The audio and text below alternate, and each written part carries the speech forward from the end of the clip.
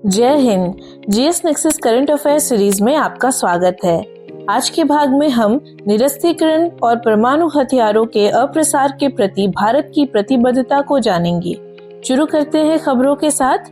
निरस्त्रीकरण और अप्रसार पर भारत यूके परामर्श 4 फरवरी 2025 को नई दिल्ली में हुआ। बैठक के दौरान दोनों देशों ने निरस्त्रीकरण और अप्रसार में प्रमुख विकासों की समीक्षा की, जिसमें परमाणु, रासायनिक और जैविक पहलू शामिल थे। चर्चा में बाहरी अंतरिक्ष सुरक्षा, पारंपरिक हथियार, सैन्य अनुप्रयोगों में कृत्रिम बुद्धिमत्ता की भूमिका और विभिन्न बहुपक्षीय निर्यात नियंत्रण व्यवस्थाओं पर भी ध्यान केंद्रित किया गया। अब हम भारत का नो फर्स्ट यूज सिद्धांत को जानते हैं। भारत परमाणु हथियारों के संबंध में नो फर्स्ट यूज नीति का पालन करता है, जिसका अर्थ है कि किसी भी संघर्ष में भारत पहले परमाणु हथियारों का उपयोग नहीं करने का वचन दिया है, लेकिन अगर उस पर परमाणु हथियारों से हमला किया जाता है तो वह निर्णायक रूप से जवाब देगा। भारत ने 1998 के पोखरण 2 परमाणु प्रशिक्षणों के बाद अपने परमाणु सिद्धांत के हिस्से के रूप में नो फर्स्ट यूज नीति की औपचारिक रूप से घोषणा की थी। भारत ने 2003 में अपने परमाणु सिद्धांत को संशोधित करते हुए कहा कि अगर उस पर रासायनिक या जैविक हथियारों से हमला किया जाता है तो वह परमाणु हथियारों से जवाबी कार्रवाई कर सकता है। प्रधानमंत्री की अध्यक्षता वाली परमाणु कमान प्राधिकरण के पास किसी भी परमाणु प्रतिक्रिया को अधिकृत करने की शक्ति है, जो नागरिक निगरानी सुनिश्चित करता है। भारत की नो फर्स्ट यूज नीति सार्वभौमिक परमाणु निरस्त्रीकरण और अप्रसार प्रयोगों के लिए इसकी दीर्घकालिक वकालत के अनुरूप है। अब हम सार्वभौमिक परमाणु निरस्त्रीकरण के लिए भारत की प्रतिबद्धता को जानते हैं। पहला, परमाणु हथियार मुक्त विश्व के लिए समर्थन। भारत ने बार बार चयनात्मक अप्रसार के बजाय पूर्ण और सार्वभौमिक परमाणु निरस्त्रीकरण का आह्वान किया है। दूसरा, नो फर्स्ट यूज नीति। यह भारत को एक जिम्मेदार परमाणु शक्ति के रूप में मजबूत करता है, जो आक्रामकता के बजाय निवारण के लिए प्रतिबद्ध है। एनपीटी पर हस्ताक्षर न करने की वजह से इसकी भेदभावपूर्ण प्रकृति।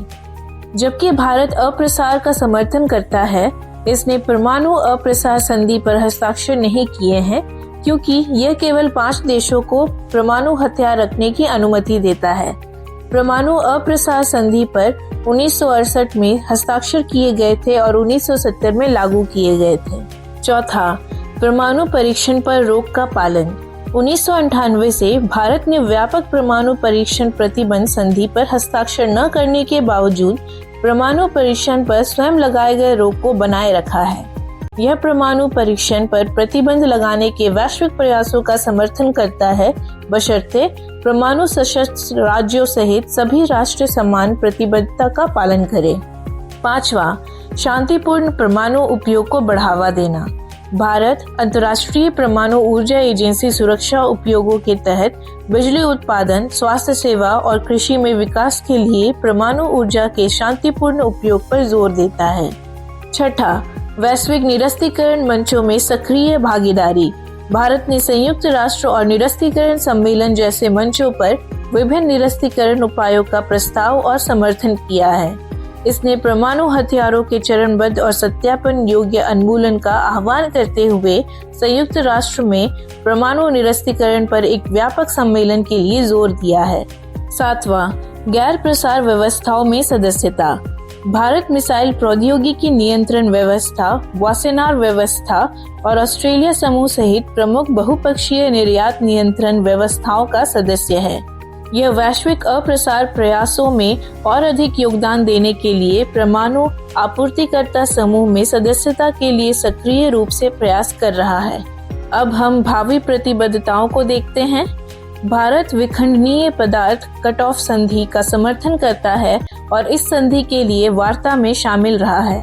FMCT एक प्रस्तावित संधि है जो परमाणु हथियारों के लिए विखंडनीय पदार्थ के उत्पादन पर प्रतिबंध लगाएगी।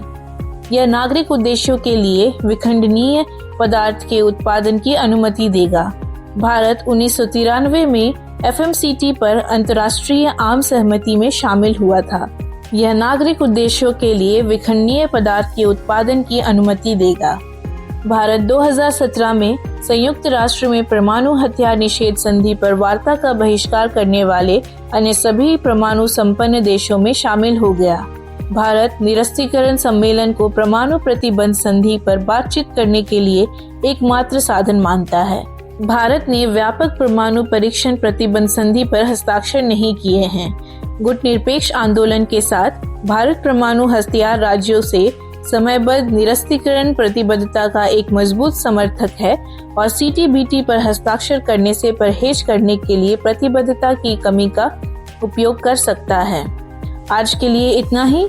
आगे इस तरह की महत्वपूर्ण जानकारियों के लिए GS Nexus के साथ जुड़े रहें।